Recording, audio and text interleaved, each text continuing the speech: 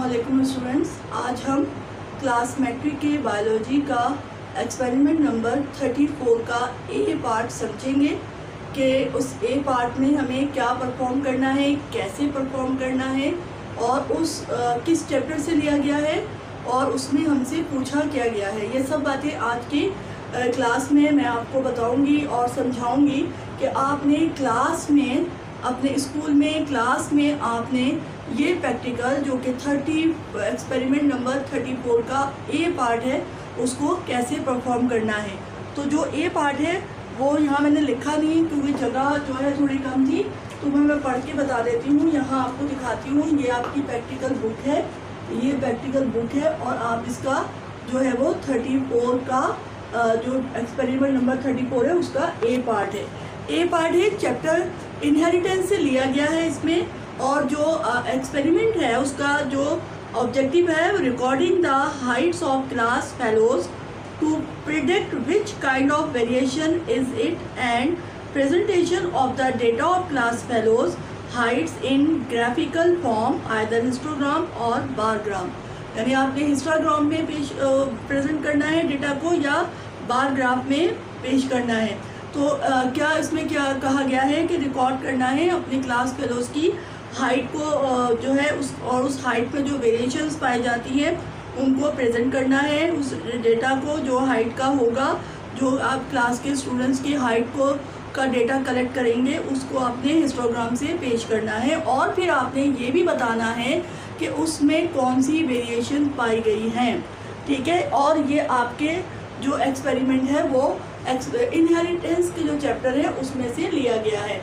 अब जो वेरिएशंस यानी किसी चीज़ में होने वाली तब्दीलियाँ, कोई भी ऐसी चीज़ जो वेरी करती हो, वेरिएशन जो है उसको वेरिएशंस कहते हैं, किसी भी चीज़ में होने वाली तब्दीलियों को। अब वेरिएशन जो होती है वो 2 टाइप्स की होती हैं, एक होता है कॉन्टिन्यूस वेरिएशन और एक होती है डिसकंटिन्यूस वेरिएशन।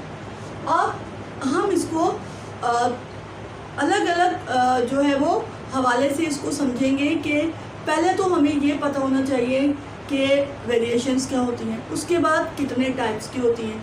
2 टाइप्स की होती हैं, एक कॉन्टिन्यूस वेरिएशन यानी इसको उर्दू में हम मुसलसल तगय्युरात कहते हैं और डिसकंटिन्यूस को गैर मुसलसल तगय्युरात कहा जाता है। ये 2 तरह की होती हैं। अब कंटिन्यूस वेरिएशन क्या होती है और डिसकंटिन्यूस क्या होती है, ज़रा डेफिनेशन को देख लेते हैं, ठीक है, फिर इसको समझेंगे। डेफिनेशन इसकी क्या है, phenotype intermediate expression present. Phenotype intermediate expression present. अब क्या है, phenotype intermediate expression is not present. अब इसका मतलब क्या हुआ कि फिनोटाइप में जितनी भी वेरिएशंस पाई जाती हैं उन वेरिएशंस की एक कंडीशन दरमियानी हालत भी मौजूद होती है, यानी एक इंटरमीडिएट हालत भी पाई जाती है किसमें, कॉन्टिन्यूस वेरिएशन में। और डिसकंटिन्यूस जो वेरिएशन होती है उसमें कोई दरमियानी सिचुएशन या दरमियानी हालत नहीं पाई जाती, वो तो या होती है या नहीं होती, यानी कि उसमें बीच की कोई कंडीशन नहीं है। जबकि जो कंटिन्यूस वेरिएशन होती है उसमें एक इंटरमीडिएट कंडीशन पाई जाती है। उसको हम मिसालों से देख लेते हैं। अब एग्जाम्पल में हम ले लेते हैं हाइट। अब हाइट देखें, हाइट में किसी की हाइट बहुत ऊंची बहुत लंबी होती है, किसी की बहुत शॉर्ट होती है, किसी की नॉर्मल होती है, तो इसमें वेरिएशन पाई जा रही है ना, यानी बहुत ऊंची हाइट भी है, बहुत लो हाइट भी है और दरमियानी भी है, यानी इंटरमीडिएट कंडीशन पाई जा रही है, दरमियानी सूरत हाल पाई जा रही है। तो ऐसी जो वेरिएशंस होती हैं जिसमें एक बीच की सूरत हाल या एक बीच की सिचुएशन भी पाई जाए वो कंटिन्यूस होती है। अब वेट को ले लीजिए, वज़न, किसी का वेट बहुत ज़्यादा होता है, किसी का बहुत लो होता है, कमज़ोर होते हैं, कोई नॉर्मल होता है, तो वेट में भी वेरिएशंस पाई जाती हैं, यानी एक दरमियान की सूरत होती है, एक इंटरमीडिएट सिचुएशन होती है। ऐसा नहीं होता या तो वेट बहुत ज़्यादा होगा या बहुत कम होगा, ऐसा नहीं है ना। आपने अपने डेली लाइफ में ये एक्सपीरियंस किया होगा कि ऐसा नहीं होता कि या तो है या फिर नहीं है, ऐसी चीज़ नहीं है। इसमें या तो डिफरेंट वेरिएशंस पाई जाती हैं, बहुत ज़्यादा वेट वाले भी होते हैं, उससे थोड़े कम वाले, दरमियाने वाले भी होते हैं, नॉर्मल वेट के जितनी होनी चाहिए वेट उतना होना चाहिए उसके भी होते हैं, बहुत लो वाले कम वेट के भी होते हैं। उसके बाद हमारे पास आ जाता है स्किन कलर। अब स्किन कलर में देखिए, या तो बहुत वाइट कलर हो या फिर कोई ब्लैक हो, ऐसा होता है। कलर में तो ऐसा नहीं होता ना, या तो वाइट होगा या फिर काला होगा, ऐसा नहीं होता ना। स्किन में कितनी वेरिएशंस पाई जाती हैं, कोई बहुत फेयर कलर का होता है, कोई कम होता है, कोई बहुत डार्क होता है, कोई बीच का होता है, तो कितनी, कोई ब्राउन होता है, कोई ऐसा लाइट ब्राउन होता है, कोई डार्क होता है, कोई बहुत वाइट होता है। तो कलर में भी एक दरमियानी सिचुएशन पाई जाती है, एक इंटरमीडिएट जो है वो हालत पाई जाती है। तो ऐसी वेरिएशन जो होती हैं वो क्या कहलाती हैं, कॉन्टिन्यूस वेरिएशन कहलाती है। अब ले लेते हैं इंटेलिजेंस। इंटेलिजेंस भी देखिए, जहानत, कोई बहुत ज़हीन होते हैं ना, कोई बच्चे बहुत ज़हीन होते हैं। अब अगर हम अपनी क्लास की एग्जांपल ले लेते हैं, एक हमारी पूरी क्लास है, हम उस क्लास की एग्जांपल ले लेते हैं। कुछ बच्चे होते हैं जो बहुत ज़हीन, बहुत इंटेलिजेंट होते हैं, बहुत अच्छे मार्क्स लेते हैं। कुछ बिल्कुल ही नहीं जो है ज़हीन होते, नहीं अच्छे मार्क्स लेते, कोशिश भी करते हैं लेकिन नहीं ले पाते। और कुछ एवरेज होते हैं, यानी ना बहुत अच्छे होते हैं ना बहुत ख़राब होते हैं, एक इंटरमीडिएट सिचुएशन पाई जाती है। तो जब भी आप देखें कि कोई भी एक ऐसी वेरिएशन जिसमें दरमियानी कोई सूरत हाल पाई जाए तो वो क्या होती है, कॉन्टिन्यूस वेरिएशन होती है। उसके आप एग्जाम्पल में आप यहाँ आ जाइए। अब यहाँ पे देखिए एबीओ ब्लड ग्रुप सिस्टम, इसकी बहुत अच्छी मिसाल है ये कि ब्लड ग्रुप, अगर किसी का ए पॉजिटिव ब्लड ग्रुप है, या तो है या फिर नहीं है।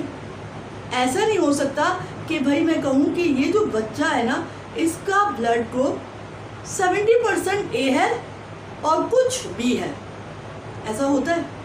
ऐसा नहीं होता ना, या तो है या फिर नहीं है, बीच की कोई कंडीशन नहीं होती।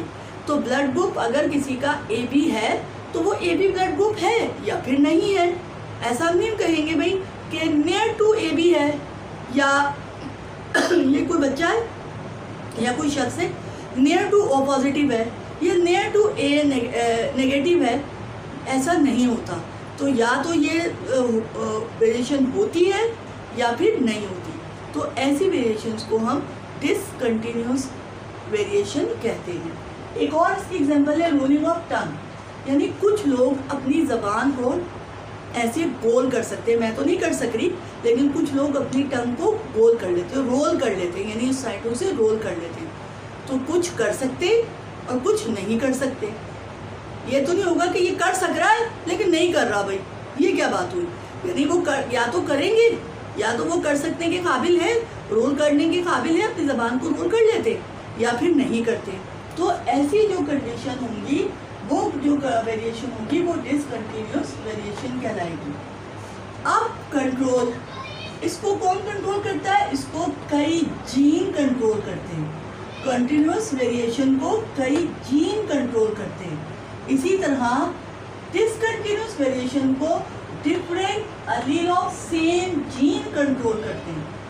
ठीक है, अगर हम देखें डिपेंड, ये डिपेंडेंस किस पर डिपेंड करता है? Continuous variation quantity of genes पर डिपेंड करता है, और discontinuous variation quality of genes पर डिपेंड करता है। ठीक है, समझ में आ रही है? अब हम ले लेते हैं इसका नाम। अब इस कंटिन्यूस वेरिएशन का एक और नाम है पॉलीजेनिक ट्रेट, और डिसकंटिन्यूस वेरिएशन का एक अलग नाम है मल्टीपल अलील ट्रेट। अब इन्वायरमेंट इफेक्ट करता है, इन्वायरमेंट यानी माहौल, माहौल कंटिन्यूस वेरिएशन पे क्या इफेक्ट करता है और डिसकंटिन्यूस पे क्या इफेक्ट करता है। इन्वायरमेंट कंटिन्यूस वेरिएशन पे इफेक्ट करता है और डिसकंटिन्यूस वेरिएशन पर इफेक्ट नहीं करता। अब ये कैसे करता है? देखो, अगर मैं या कोई बच्चा, ऐसे बच्चों के साथ उसको बिठा दिया जाए जो बहुत ज़हीन है, तो वो उसके साथ हम क्लास में हम टीचर्स ऐसा करते हैं ना कि कोई बच्चा अगर पढ़ने में थोड़ा सा वीक होता है तो उसको हम किसी एक इंटेलिजेंट बच्चे के साथ, एक ज़हीन बच्चे के साथ उसको बिठा देते हैं, ताकि वो उसके साथ रह के उसको देख कर कि वो कैसे काम कर रहा है, कैसे पढ़ रहा है, कैसे टेस्ट में मार्क्स ले रहा है, वो बच्चा भी उसके साथ वैसा ही बिहेव करने लग जाता है, वैसा ही पढ़ने लग जाता है। तो एनवायरनमेंट का कंटिन्यूस वेरिएशन पे असर होता है। अब स्किन का कलर है, अगर आप किसी ऐसे इलाके में चले जाएं जहाँ बहुत सख्त गर्मी और बहुत धूप होती है तो आपका स्किन का कलर जो है वो ख़राब हो जाएगा। या फिर आप किसी ऐसे इलाके में चले जाएँ, कनाडा में चले जाएँ जहाँ हर वक्त बर्फ़बारी होती है और बहुत मौसम ठंडा होता है, तो आपका स्किन का कलर फेयर हो जाएगा। तो एनवायरनमेंट जो है वो कंटिन्यूस वेरिएशन पे इफेक्ट करता है और इस पर नहीं करता। इस पर कैसे नहीं करता? अगर किसी शख्स का ग्रुप जो है वो A पॉजिटिव है और मैं उसके साथ बैठूं और जो है कोई भी उन लोगों के साथ रहूं जिनका ब्लड A पॉजिटिव है, तो क्या मेरा भी A पॉजिटिव हो जाएगा? ऐसा नहीं होता ना। तो क्या होता है कि एनवायरनमेंट इस पे इफेक्ट करता है और इस पे नहीं करता है और इस पर करता है।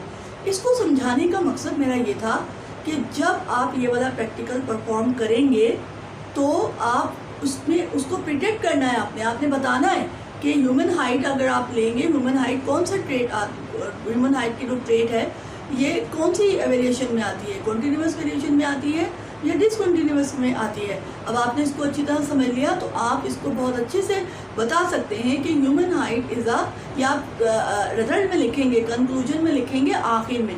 अभी आपका प्रैक्टिकल करना कैसा है वो मैं आपको भी बताती हूँ, लेकिन इस टॉपिक को समझाना इसलिए ज़रूरी था कि आपको पता तो चले, समझ तो आए कि आपका असल में ये जो आप परफॉर्म कर रहे हैं एक्सपेरिमेंट, इसका पर्पस क्या है, ये आपसे पूछ क्या रहा है, चाह क्या रहे हैं, कि आप कर क्या रहे हैं। तो इसलिए मैंने आपको ये समझाया। अब आपको अच्छी तरह समझ में आ गया होगा।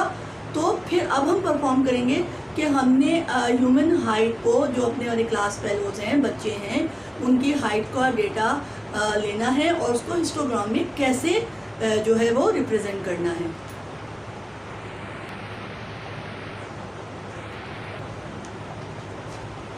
यहाँ देखिए, अब हमने ये तो समझ लिया कि कॉन्टिन्यूस वेरिएशन और डिसकंटिन्यूस वेरिएशन। अब हमें हिस्टोग्राम बनाना है।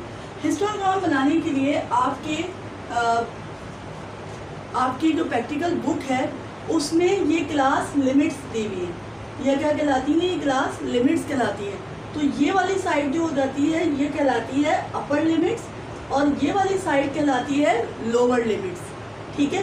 अब हमें हिस्टोग्राम बनाने के लिए आपने मैथ्स में ये पढ़ा होगा, मैथ के हवाले से तो आपको डिटेल से मैथ की टीचर ने समझाया होगा, लेकिन मैं आपको बता दे रही हूँ, समझा दे रही हूँ कि हिस्टोग्राम आपने कैसे बनाना है। हिस्टोग्राम बनाने के लिए क्या होता है, हमें क्लास बाउंड्रीज बनानी होती है।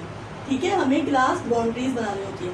अब क्लास बाउंड्री बनाने का कुछ रूल है जो मैथ की टीचर तो ज़्यादा अच्छा बता सकती है, लेकिन मैं फिर भी आपको थोड़ा बहुत बता दे रही हूँ कि जो हमारी अपर लिमिट होती है, जो पहली अपर लिमिट होती है उसमें उसको सेकंड लोअर जो लिमिट होती है उससे माइनस कर देते हैं, यानी उसमें से उसको माइनस कर देते हैं। जैसे हमारे पास ये अपर लिमिट है, ये फर्स्ट अपर लिमिट है, इस पर फर्स्ट अपर लिमिट को इस लोअर जो लिमिट होती है इसमें से इसको माइनस कर देते हैं।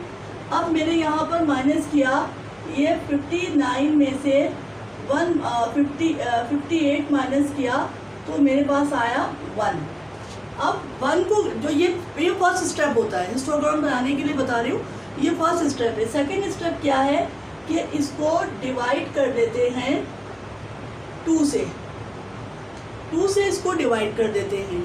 अब जो आंसर आता है उसको ये जो हमारे पास, यानी आप इसमें से माइनस करेंगे, इस वाली में से माइनस करेंगे और इस वाली जो हमारी अपर लिमिट है उसमें ऐड कर देंगे।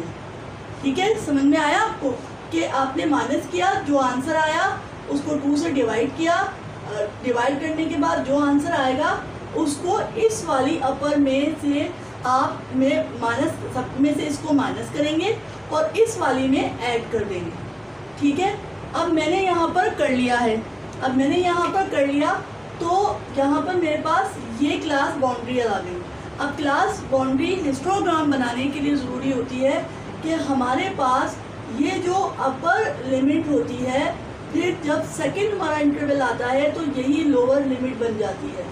ठीक है, फिर देखिए ये अपर है, फिर ये लोअर बन गई, फिर ये अपर है और ये लोअर बन गई, फिर ये अपर है, फिर ये लोअर बन गई। तो बाज़ औक़ात सवाल ऐसा आता है कि अगर आपको ऐसी दी हुई है, जैसे कि ये आपके पास जो अपर लिमिट है वो ही आपकी यहाँ लोअर लिमिट हो, इस तरह की वैल्यूज़ दी हुई हो, तो इसका मतलब ये होगा, आप देखते समझ जाइएगा कि क्लास बाउंड्रीज़ आपको बनाकर दी गई हैं, आपने जस्ट हिस्टोग्राम बनाना होगा। लेकिन अगर आपको ऐसी क्लास बाउंड्रीज़ नहीं दी गई हैं और इस तरह की वैल्यूज़ दी गई हैं, तो आप पहले इसको क्लास बाउंड्रीज़ बनाएंगे हिस्टोग्राम बनाने के लिए। क्लास बाउंड्री बनाने का मकसद ये होता है कि जो हम हिस्टोग्राम बनाते हैं ना, उसके लिए हमें बाउंड्रीज़ चाहिए होती हैं, तो वो बाउंड्रीज़ बनाने का ये तरीका है। अब हम बनाएंगे कैसे, अब आप देखें। अब यहाँ पे आ जाएगी इसकी फ्रीक्वेंसी, ये आ गई फ्रीक्वेंसी। ठीक है, अब आपने क्या करना है, इंची टेप लेना है। इंची टेप लेकर क्लास में ऐसे ही परफॉर्म होगा और आपकी टीचर ने करवाया भी। क्लास में हमने ऐसे करना है कि इंची टेप लेना है, इंची टेप लेके क्लास के जितने भी स्टूडेंट्स हैं उनकी हाइट जो है वो मेजर कर लेनी है। हर बच्चे की हाइट मेजर करनी है। अगर हम सपोज करते हैं कि अच्छा उसका डेटा कलेक्ट कर लेना है, अब आपने एक जगह पूरा डेटा लिख लेना है कि किस बच्चे की कितनी हाइट है, कितनी है, पहले स्टूडेंट, दूसरे, तीसरे, चौथे, पाँचवें, छठे जितने भी स्टूडेंट्स हैं उनकी सब की हाइट जो है वो इंची टेप से उनको खड़ा करके इंची टेप से उसकी हाइट ले लेनी है। अब उस हाइट की आपने फ्रीक्वेंसी लिखनी है। फॉर एग्जांपल मेरे पास है यहाँ पर पहले जो मेरे पास इंटरवल है ये है 54.5 से 55.5 के दरमियान जितने भी बच्चे आते हैं, यानी आपने हाइट देखनी है कि वेरी भी करती है, सेम भी होती है, तो उस हाइट के लिहाज से अगर मैं सपोज मेरे पास यहाँ बच्चे आते हैं 3, ठीक है, और या 55.5 से 58 के दरमियान आते हैं 2 बच्चे आ जाते हैं, फिर 58.5 से 61.5 तक यहाँ पे 4 आ जाते हैं। अब यहाँ पे इतने पे मेरे पास 6 आ जाते हैं, यहाँ पे फिर मेरे पास 2 बच्चे आ जाते हैं, इधर मेरे पास बच्चे आ जाते हैं 7 और इधर मेरे पास बच्चे आ जाते हैं मेरे पास यहाँ पे 5। ये आपने लिख लेना है, यानी कि तमाम पहले क्या करना है कि तमाम बच्चों की हाइट को मेजर कर लेना है। मेजर करके वो हाइट आपने पूरी एक जगह लिख लेनी है। लिख लेने के बाद वो आपका डेटा कलेक्ट हो जाएगा। अब उस डेटा को आपने देखना है कि इस जो क्लास बाउंड्रीज बनी हुई है हमारी, इनके दरमियान उस हाइट में कितने बच्चे आते हैं। ये अब 6। अब यहाँ पर तो मैं ये समझाने के लिए आपको बना रही हूँ कि ये वीडियो मेरे पास उतने बच्चे तो नहीं है और मैं उतना मेजर नहीं कर सकती, तो मैंने सपोज कर लिया है, लेकिन क्लास में मैंने ऐसे किया है। ठीक है, क्लास में मैंने जैसे किया है वैसे ही मैं आपको बता रही हूँ। वो डेटा पूरा लिख लिया, अब उसमें से देखती गई, अच्छा 54.5 से 55 पॉइंट तक ये बच्चा है, अच्छा ये वाला आ रहा है, ये आ रहा है, 3 बच्चे आ गए, यहाँ से यहाँ तक ये यानी ये है और ये 2 बच्चे आ गए। अब इस तरह हमारे पास ये फ्रीक्वेंसी आ गई। अब हमने इसका बनाना है हिस्टोग्राम। हिस्टोग्राम बनाने के लिए बच्चों यहाँ पर हम लेते हैं, ये जो लाइन होती है ये होती है एक्स एक्सेस और ये हमारे पास है वाई एक्सेस। ठीक है, ये एक्स एक्सेस है और ये वाई एक्सेस है। अब हमारे पास क्या है, यहाँ पे हमने लिखना है ह्यूमन हाइट और यहाँ पर हमने लिखनी है फ्रीक्वेंसी। ठीक है, अब हमने यहाँ पे ले लेना है, हमारे पास कितने हैं, 1 2 3 4 5, मैंने यहाँ पे ले लेना है सेम डिस्टेंस से, मैंने यहाँ पॉइंट ले लेने, यानी कि इनके दरमियान जो डिस्टेंस होगा वो बिल्कुल सेम होना चाहिए। अब मेरे पास मेरे पास जो मैंने लिमिट लिखी है वो ये होगी 54.5। उसके बाद आपने ये वाली लिखनी है, ये जितनी है ना, ये वाली जो बाउंड्रीज है ये लिखनी है, ये खुद ब खुद आ जाती है। ठीक है, उसके बाद मेरे पास ये है 55.5 फिर मेरे पास है 58.5, आई होप कि आप लोगों को नज़र आ रहा होगा। फिर है 61.5, फिर है 64.5, फिर है 67.5 और फिर है 70.5 और इसको आगे बढ़ा लेते हैं, ये एच एक्सेस है। और फिर है मेरे पास 73.5, यानी आपने ये लिख लेना है, ये वाले लिमिट्स लिख लेने हैं। अब पहला मेरे पास देखो 54.5 जो है और 55.5, इनके दरमियान कितने बच्चे हैं मेरे पास? 3। अच्छा, अब यहाँ पे ये देख लें फ्रीक्वेंसी कहाँ तक जा रही है? 7 तक जा रही है। तो यहाँ से मैं ले लूँगी, ये होगा 0, ये 1 2 3 4 5 6 7। अब मेरे पास 54.5 से 55.5 तक 3 बच्चे हैं। तो यहाँ पे 1, ये 2, ये 3, ये 4, ये 5, ये 6 और ये 7, ये फ्रीक्वेंसी हो गई। अब मेरे पास 3 है, ये यहाँ तक, ये यहाँ आ गया 3। उसके बाद 55 से 58 कितने बच्चे हैं मेरे पास? 2। तो अब 2 बच्चे हैं तो यहीं से होगा, ये 2 यहाँ पे यूं, यहाँ से ये दूसरा। उसके बाद मेरे पास है 58 से 61 में 4। अब ये 4 यहीं से ऊपर जाएगा और यूं आ जाएगा। फिर मेरे पास है 61 से 64 का 6। अब ये ऊपर जाएगा 6 तक और यहाँ आ गया। उसके बाद है 64 से 67 के दरमियान है मेरे पास 2। फिर दोबारा ये यहाँ गया, यहाँ आ गया। फिर मेरे पास है 67 से 75 के दरमियान कितने हैं? 7। अब ये इसी से ऊपर जाएगा, ये यहाँ आ गया। आप स्केल से बनाइएगा, मैं हाथ से बना रही हूँ, थोड़ा सा वो हो रहा है। अब 70 से 73 के दरमियान है 5, ये यहाँ आया इसी के साथ। ये बन गया हिस्टोग्राम। हिस्टोग्राम में क्या होता है कि जो ये बार ग्राफ होते हैं, ये 7 जुड़े हुए होते हैं, मिले हुए होते हैं, इनके दरमियान गैप नहीं होता। यानी कि एक लिमिट और एक इसकी अपर लिमिट और लोअर लिमिट, ये दोनों को ये शो करना होता है। यानी पूरा एक इंटरवल यहाँ शो हो रहा था, ये पूरा। तो इस तरह अब आप इस पर डिफरेंट कलर कर दीजिए, जिस तरह भी आप चाहते हैं। ये कलर है, ये इसमें ये कलर है, कोई भी कलर है आप वो कर दें। और इस हिस्टोग्राम से आपको देख के पता चलेगा और आप प्रिडिक्ट कर लेंगे, आप बहुत आसानी से बता सकेंगे कि human height is a continuous trait. यानी आपको कंक्लूजन में ये बताना है कि ह्यूमन हाइट जो है वो कंटिन्यूअस ट्रेट में आती है, कंटिन्यूअस वेरिएशन में आती है। यानी आपको डिसकंटिन्यूअस और कंटिन्यूअस वेरिएशन का पता चल गया और आपने डिफरेंट वेरिएशन देख ली। किसी की कोई बार ग्राफ बहुत ऊंचा है, कोई सेम है और कुछ दरमियाने हैं, कुछ बहुत छोटे हैं। तो कितनी वेरिएशंस पाई जा रही हैं। तो ये था आपका एक्सपेरिमेंट नंबर 34 का ए पार्ट कंटिन्यूअस वेरिएशन का। इसका बी पार्ट है डिसकंटिन्यूअस का, वो मैं आपको नेक्स्ट क्लास में बताऊंगी।